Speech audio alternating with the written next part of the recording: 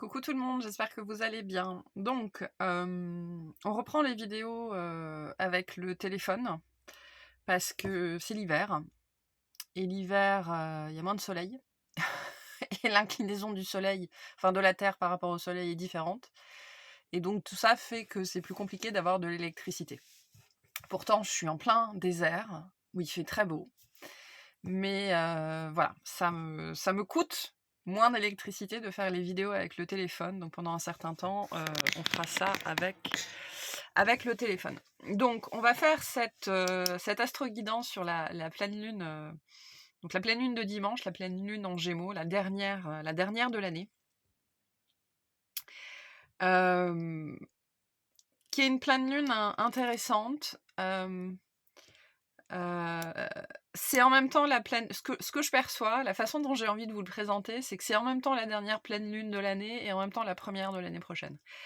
Il y a sur cette pleine lune-là une énergie très forte de préparation en fait à la suite.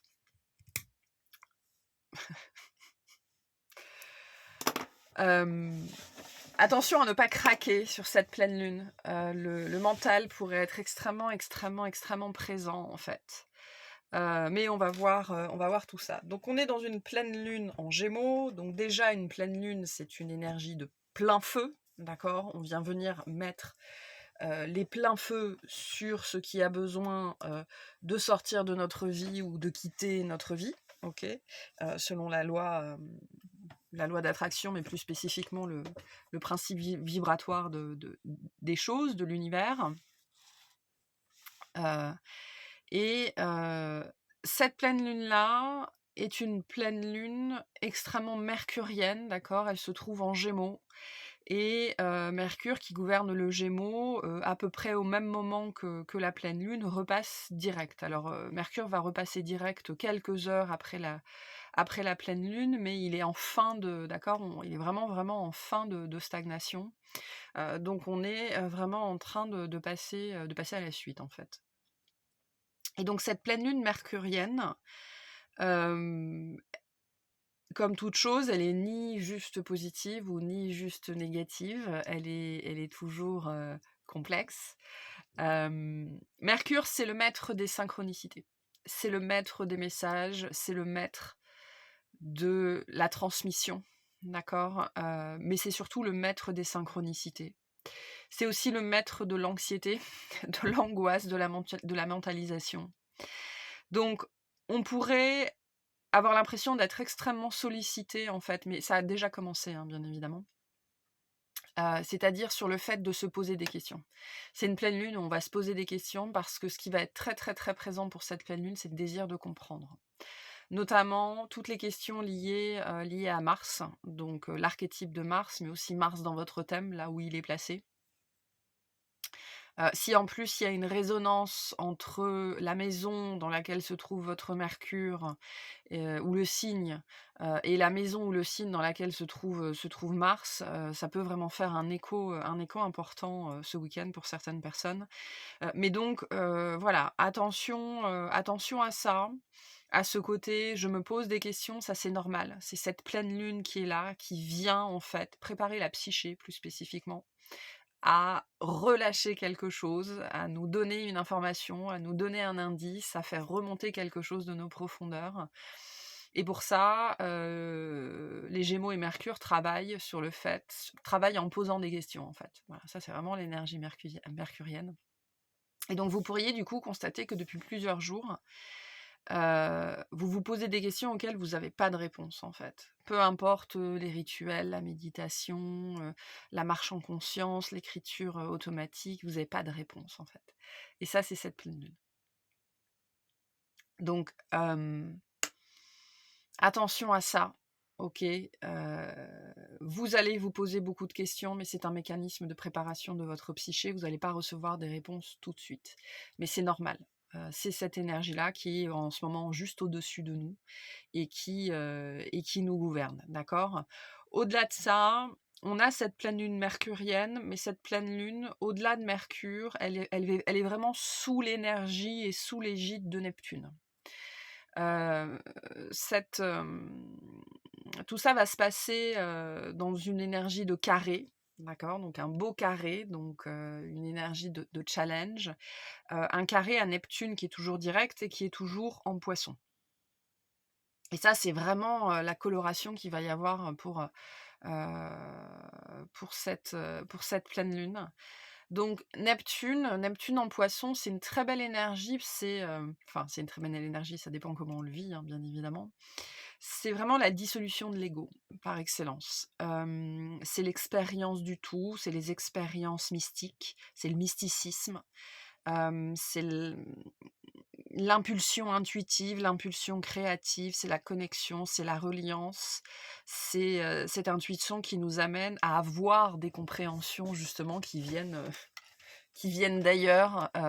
Des fois, c'est tellement énorme qu'on sait pas même pas d'où ça vient et donc mais pour avoir des compréhensions, il faut se poser des questions. Donc c'est, un carré qui est un peu complexe dans le sens où vraiment il y a cette énergie, très mercurienne où on pose des questions, mais face à un Neptune en carré, c'est pas qu'il veut pas nous répondre, c'est qu'on n'est pas en ligne droite, en fait. Donc il y a cette notion de circonvolution et accent circonflexe de la psyché, de l'inconscient, des profondeurs, avec lesquelles il faut composer particulièrement en ce moment.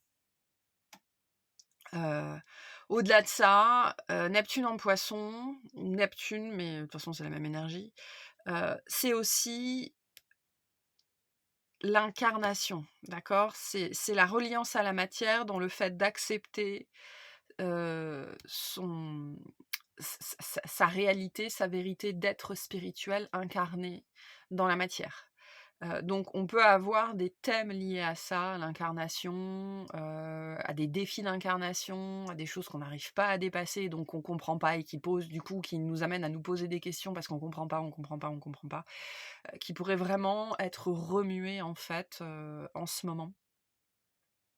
Donc on parle pas ici de questions, on parle vraiment de questions existentielles, en fait et il y a pas de petites questions, d'accord? On a tous des sujets existentiels qui, pour notre voisin, paraîtraient complètement cons. Voilà, ne mettez pas, de jugement de valeur sur les questions que vous vous posez. Si vous vous les posez, c'est qu'elles ont une signification profonde pour vous, en fait. Mais voilà, Neptune vraiment, vient, gouverner très fortement, de haut, en fait, parce que je vois tout ça comme, vraiment avec des étages. Nous, on est là, on a la pleine lune qui est là, qui est juste au-dessus de nous et au-dessus de la pleine lune, on a le Neptune qui est juste là et donc c'est un truc à ascenseur, c'est un sandwich, en fait. À quelle sauce on va être mangé? On est dans un sandwich, énergétique, assez fort, assez remuant, sur ce week-end, mais bien évidemment, comme je le disais, ça a déjà commencé et qui vient en fait, ça vient dans le but de nous amener des compréhensions, d'accord? Qui vont arriver sur 2025 parce qu'elles vont être très, très liées au chemin de Neptune en 2025, mais aussi, aux prochaines oppositions entre Mars et Pluton. On en a déjà parlé en octobre et en novembre et je vous avais dit ça va revenir 3 fois en fait, 3 ou 4 fois, 3 fois.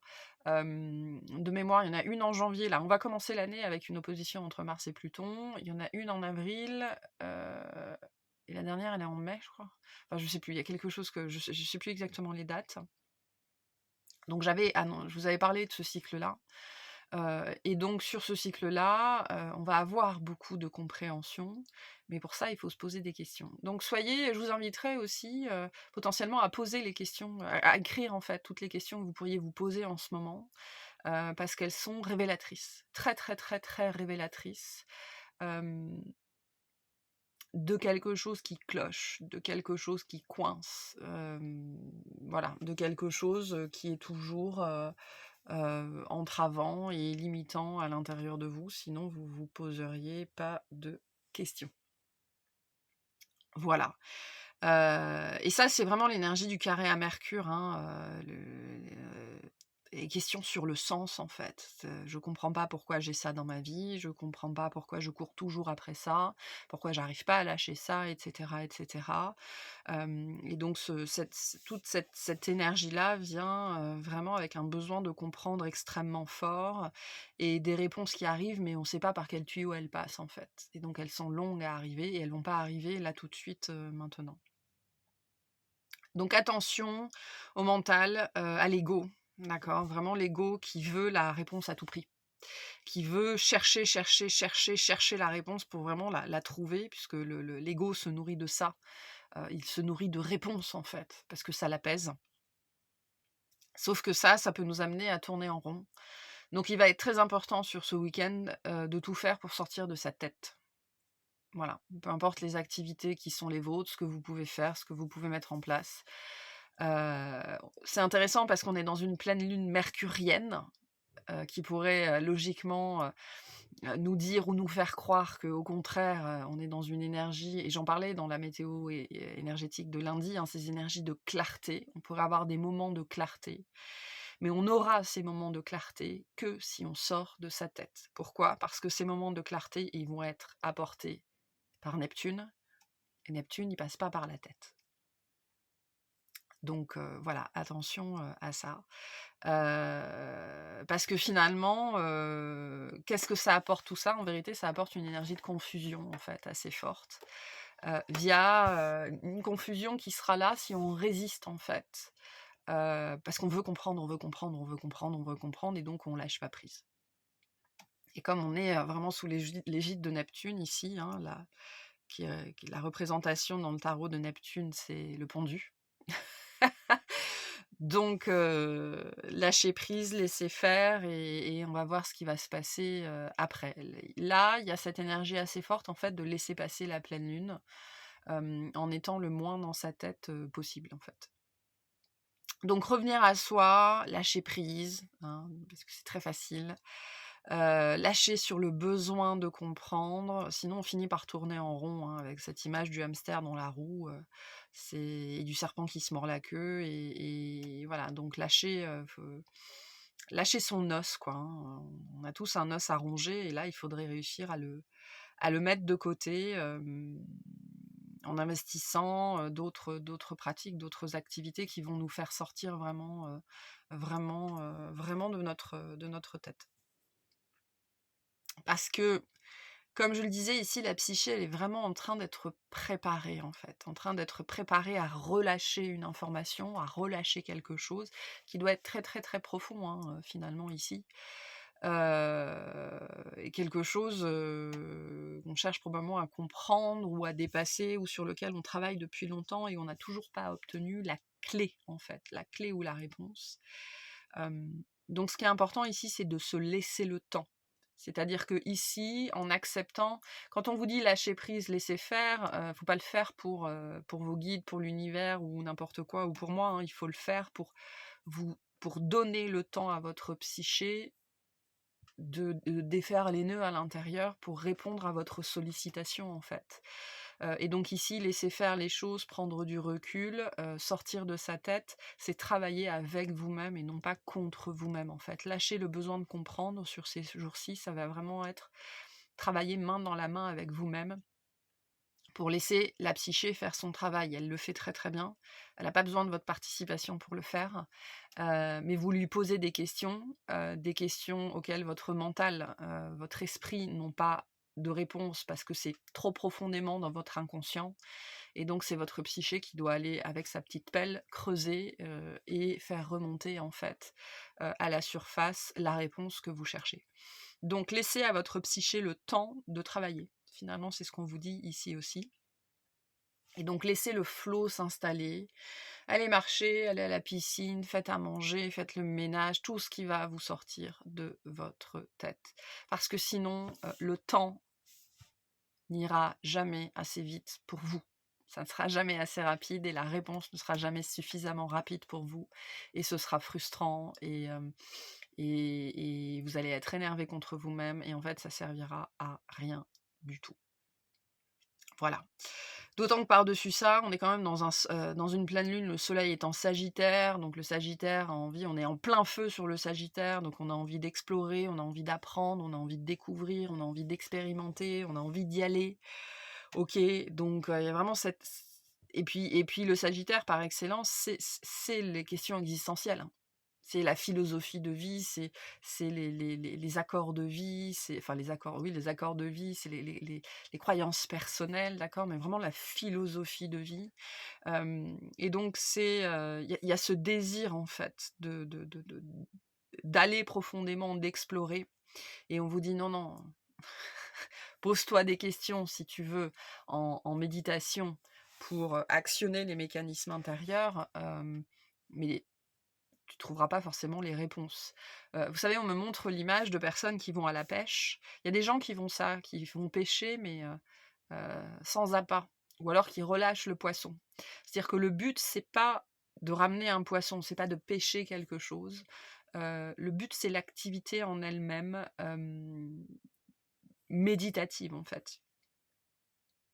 Donc aller à la pêche, mais sans hameçon. Voilà, c'est un petit peu cette énergie-là. Maintenant, c'est une pleine lune qui nous pousse vraiment à nous poser des questions existentielles, hein, notamment parce qu'il y a cette opposition au soleil en Sagittaire, hem et qui vient donc préparer notre psyché, pour qu'on soit aussi capable de recevoir la réponse. Parce qu'on veut des réponses qu'on n'est pas forcément capable de recevoir dans l'instant, parce qu'on ne serait pas capable de les accepter, de les comprendre, de les accepter et voilà, donc c'est aussi un processus de préparation personnelle finalement, face peut-être à certaines vérités ou à certaines réponses que, il y a encore 6 mois, on n'aurait pas été, capable de recevoir parce que, elles nous auraient trop, remises en cause ou remises en question ou l'ego aurait, «Non, non, mais non, non, ça c'est pas nous, c'est pas pour nous». Hem Ces réponses viendront plus tard, c'est ce qu'on vous dit. Probablement, il y en a certaines qui commenceront fin d'année, début 2025 avec l'opposition à Pluton, parce que Pluton, du coup, va aller creuser toujours plus, hein, il aime bien faire ça. On a déjà eu quelques avant-goûts là, depuis, pendant toute la saison automnale. Mais voilà, il y a tout ce processus-là et donc au-delà de ça, cette pleine lune, je parlais des questions existentielles. Quelles questions existentielles ici? Beaucoup les questions axées sur nos désirs, notamment sur notre Mars. Mercure ici forme un trigone à Mars qui est toujours rétrograde en Lion, donc Mars continue à reculer, à rétrograder en Lion. Il fera son opposition, à Pluton, toute fin décembre, j'ai plus les dates exactes, puis il continuera sa rétrogradation, il repassera en Cancer et puis il reviendra en Lion et il redira bonjour à Pluton encore 2 fois après ça. Oui, 1 ou 2 fois, 1 fois c'est sûr, j'ai plus les dates en tête, je crois que c'est encore 2 fois. Et donc il y a, et donc Mars, donc je vous invite aussi à regarder le Mars dans votre thème. C'est vraiment les désirs de vie, c'est-à-dire c'est l'étincelle de vie à l'intérieur de nous, c'est ce qui nous donne envie de vivre en fait. C'est, la complétion, la complétude des désirs qui font que, la vie sur terre mérite d'être vécue et si j'ai pas ça, c'est pas que je suis malheureux, c'est que je vais continuer à le chercher, en fait et Mars, c'est vraiment ces désirs-là, c'est ce qui fait que la vie mérite d'être vécue et quand ces désirs ne sont pas réalisés, c'est pas que la vie, elle est nulle, absolument pas. C'est vraiment ce côté, je tant que j'aurai pas ça, je serai pas satisfaite. Je serai pas satisfait de ma vie, en fait et c'est quelque chose que l'on cherche en permanence, en permanence, en permanence, en permanence, en permanence et on le cherche dans tout ce qu'on fait. Et tout ce qu'on fait, c'est pour obtenir ça, en fait. Donc je vous invite, à regarder le Mars dans votre thème, la maison et le signe dans lequel il se trouve, parce que c'est vraiment, un désir fondamental de vie, en fait et d'incarnation. Je veux ça, je veux ça. Et c'est important de comprendre que si j'ai pas ça, souvent, quand on n'a pas ça, c'est pas, c'est pas la dépression qui s'installe, c'est pas l'envie de mourir qui s'installe, absolument pas. C'est un désir de vie, Mars. Donc si j'ai pas ça, je vais continuer à le chercher, en fait. Et si j'ai pas ça,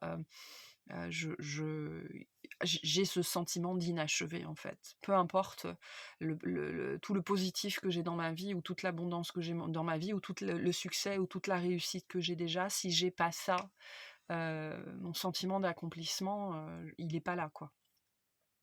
Donc les questions existentielles pourraient vraiment être, axées sur ce Mars, heu voilà, sur ce Mars-là, pardon. Et donc ce trigone entre Mercure et Mars, c'est une énergie de soutien, d'accord? C'est vraiment, le trigone est toujours une énergie positive, mais qui vient amener, en fait, des questions vraiment très profondes sur ce que je veux vraiment. Ce que je veux vraiment, pourquoi je le veux, qu'est-ce qui est vraiment important pour moi, c'est vraiment ça qui est questionné en ce moment. Et donc je le disais, c'est une énergie de soutien, mais elle vient nous soutenir comment? Ben, en remuant notre intériorité, parce que la psyché, en fait, c'est vraiment, la psyché, faut le voir comme de la terre, en fait. Et si on est là et que ce qu'on veut, c'est là, et ben, il faut déterrer tout ce qui est avant. C'est pour ça que je parle des circonvolutions, mais c'est ça en fait. C'est ce côté, pour atteindre ce niveau-là, il faut se taper tout ça. Mais donc si je tombe sur une pierre ici, bah, il faut d'abord que, je déterre la pierre. C'est long, ça prend du temps, ça me demande des efforts et donc je peux pas le faire comme ça. Donc là, je m'arrête pendant un certain temps pour régler ce problème-là. Puis après, je peux continuer à descendre et puis pouf, je tombe sur autre chose. Donc il faut que je règle ce problème-là et je descends et puis pouf, il y a autre chose. Donc il faut que je règle ce problème-là jusqu'au moment où je peux arriver en fait, à ce questionnement-là, à cette réponse-là que je cherche depuis tellement, tellement, tellement, tellement longtemps. Donc c'est une énergie de soutien, ce trigone, mais qui nous amène en fait à remuer cette intériorité. C'est marrant parce que l'image que je reçois, vous savez, c'est une image de détecteur de métaux, comme les gens qui sont sur la plage. Et donc ce trigone, c'est comme un détecteur de métal en fait, qui vient, enfin, les questions que vous vous posez en ce moment, soutenues par ce trigone, par cette énergie, de trigone, c'est comme un détecteur, en fait, de métal qui vient scanner, en fait, votre psyché. Tiens, ce qu'on cherche, c'est là. Ce qu'on cherche, c'est là et c'est là qu'il faut creuser, en fait. Donc Heu et donc je le disais, c'est une énergie positive, mais c'est une énergie qui vient scanner, qui vient dire: «C'est là que ça se passe» et qui après nous amène à devoir creuser donc et remuer, remuer la terre pour le dire poliment, jusqu'à ce qu'on ait déblayé tout ce qui nous sépare de nos désirs ou de ce désir en particulier. Parce que des désirs de vie, on n'en a pas 150 en général, hein, parce que déjà, une mission d'âme, ça peut être compliqué, mais si en plus on s'en farcit, 6, 7 ou 8, là ça devient très, très difficile dans une seule vie, hein. Et donc après, une fois qu'on a trouvé l'endroit, il faut creuser pour, se séparer de tout ce qui nous sépare justement de notre désir et de, sa manifestation, sa réalisation, en fait.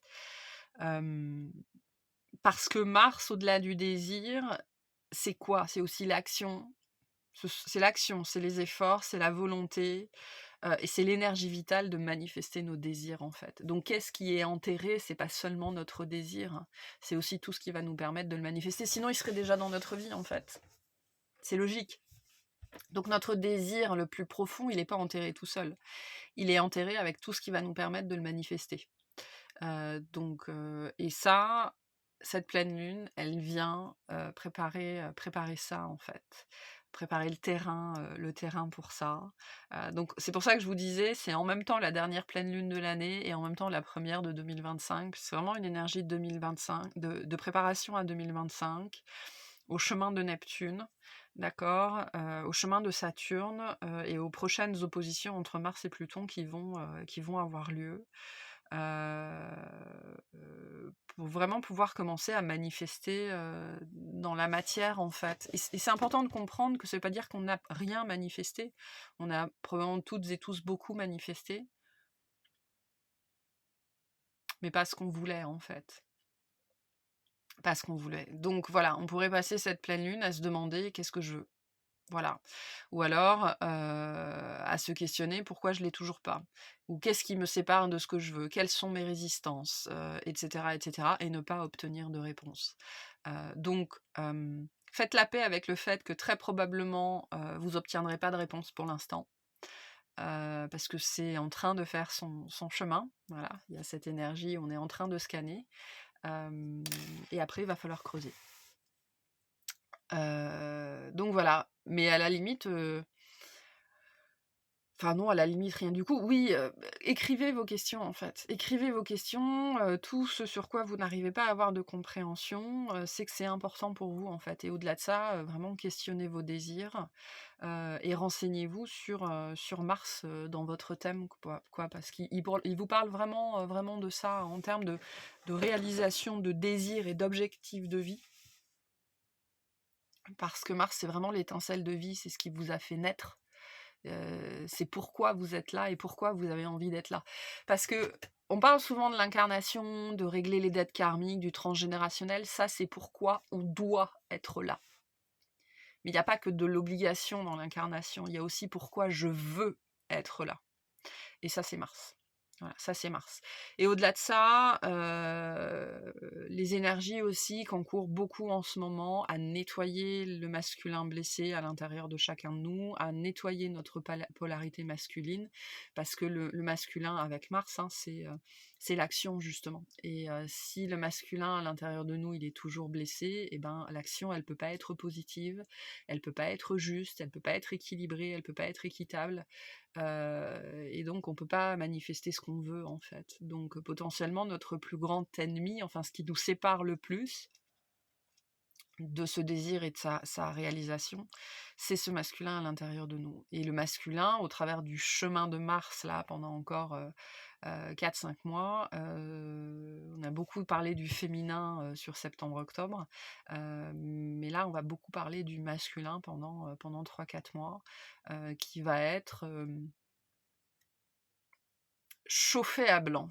C'est ce que en fait, je vois un processus alchimique. D'accord? Et je vois vraiment, une énergie ou un métal qui est passé au feu, sous des enclumes, chauffé à blanc, rougi, tordu et cetera, enfin, et fondu, en fait, et passé dans des fours et dans des athanors, et donc il y a un processus alchimique très profond là, qui a commencé, mais qui va vraiment, se durcir, ou en tout cas, vraiment gagner en puissance, sur, le masculin blessé, sur la polarité masculine à l'intérieur de chacun d'entre nous. Donc voilà. Allez, je vais tirer quelques cartes pour la suite de cette vidéo, et puis, ben, comme d'habitude, on ira faire la guidance, le message des guides dans l'extension. Je ne sais pas encore si je ferai un soin, si je ferai un soin rituel. Si je le fais, il sera sous la vidéo, sinon, ben, il n'y en aura pas. Voilà. Donc, on y va pour les cartes. Hop, on est reparti. Donc on va voir ce qu'on nous dit. Je vais tirer 3 cartes sur cette pleine lune.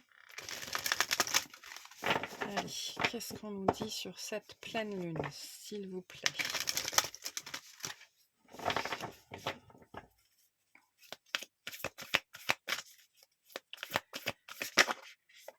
Hop.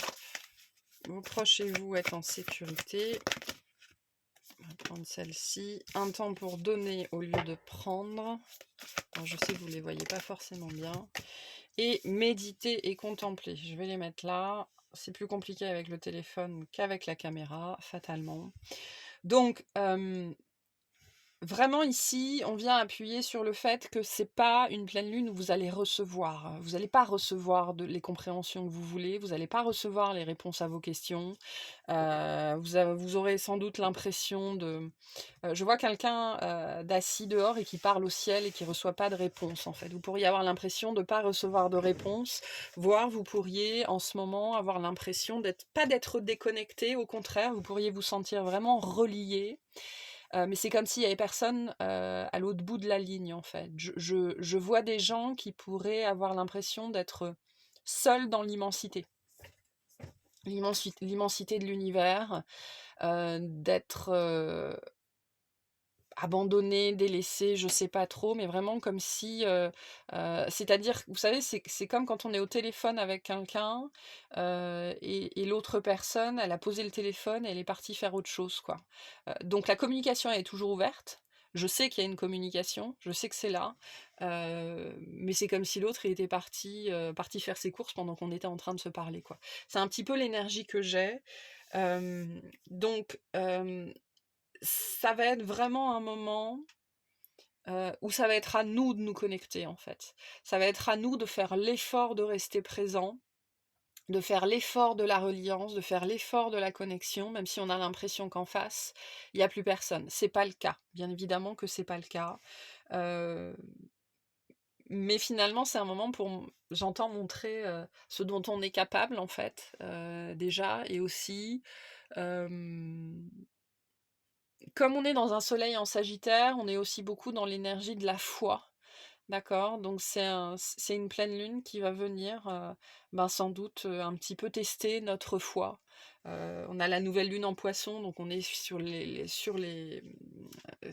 Neptune aussi. On a la nouvelle lune en Vierge qui fait face aux Poissons, donc on est dans l'axe maison 6, maison 12, l'axe de l'incarnation.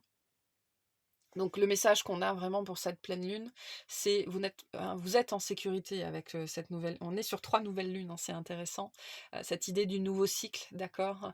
Vous n'êtes pas seul, vous n'êtes pas abandonné, mais voilà, on pourrait, pendant quelques jours se sentir très seul face à l'immensité, en fait, et en même temps se sentir extrêmement connecté comme faisant partie d'un tout. Tout en étant potentiellement incapable de communiquer avec ce tout. C'est juste passager, en fait. C'est vraiment cette énergie mercurienne en carré à Neptune, le mental qui interfère, nous qui nous posons des questions, on sait même pas forcément d'où elle sort et en plus on reçoit pas de réponse, bah, parce que c'est pas le moment, en fait. Voilà. Mais du coup, le message qu'on a ici pour nous, c'est redoubler en fait de conviction. J'allais dire redoubler d'efforts, mais redoubler de conviction, redoubler de foi, redoubler de méditation, de contemplation, de prière. C'est-à-dire que si l'autre en face, il n'est pas capable de vous répondre, eh ben vous allez parler pour deux en fait. Voilà. C'est un petit peu l'énergie, le message que j'ai. Voilà. Les conseils, s'il vous plaît. Une carte conseil pour cette pleine lune.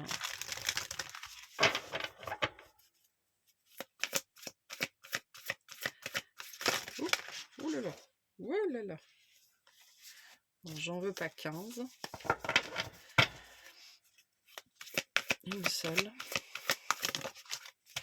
Et on a la nouvelle lune en Lion avec briller. Donc faites de votre mieux. Ok. On est encore dans une nouvelle lune.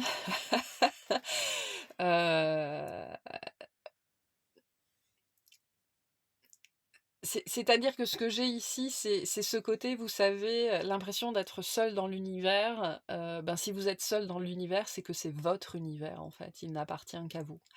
Hem, donc, soyez, le phare dans la nuit pendant ces quelques jours un peu complexes. Soyez le phare dans la nuit, soyez le soleil. Briller en fait, par votre présence, hein, avec cette énergie-là. Ce côté, si l'autre en face, il est pas capable de parler pour l'instant, ben, vous allez parler pour 2 en fait. C'est pas le moment, c'est pas le moment d'avoir peur, c'est pas le moment d'abandonner, c'est pas le moment de faire sa crise d'adolescence, c'est pas le moment de dire: «Ben, si j'ai pas de réponse et ben, je poserai plus de questions». Voilà, absolument pas. C'est le moment de redoubler d'ardeur et d'effort, en fait, et de comprendre que si vous vous sentez seul dans l'univers, c'est parce que, c'est votre univers, en fait, et il n'appartient qu'à vous.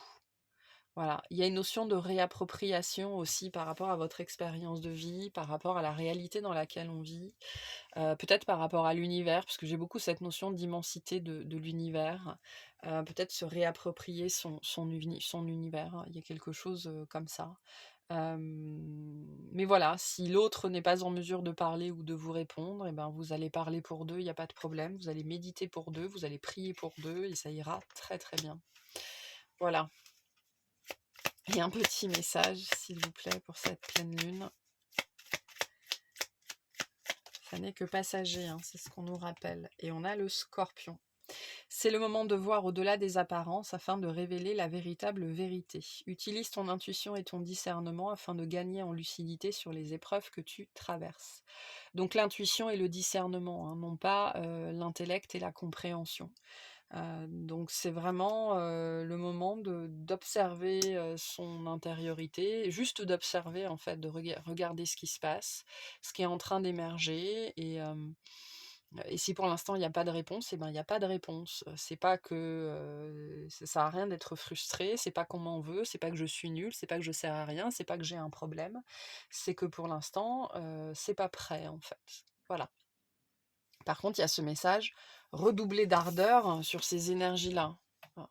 Alors je sais que vous voyez la carte à l'envers, mais sur méditer et contempler, cette carte brillait avec les énergies très fortes du lion, elle vient là-dessus, hein, sur cet aspect, redoubler d'efforts, redoubler plus spécifiquement d'ardeur, de foi, sur cette dimension de connexion et de reliance. Parce que ça ne pourra que vous servir en fait, que vous préparer encore mieux à la réception de ces messages, de ces réponses que vous attendez. Faut bien comprendre que si vous les avez pas eus, c'est que vous êtes pas encore capable de les recevoir en fait.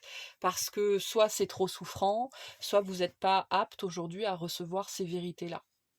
Parce que l'ego les désinguerait d'un coup de balai et vous ne seriez pas capable d'intégrer ces choses-là, en fait. Donc ça n'est qu'une question de préparation, donc travaillez avec votre psyché en lui permettant de vous préparer, en fait, et non pas contre votre psyché parce que en fait, vous allez perdre du temps, vous n'allez certainement pas en gagner. Voilà pour, cette astro-guidance, voilà pour cette vidéo. Je mettrai tous les liens sous la vidéo comme d'habitude.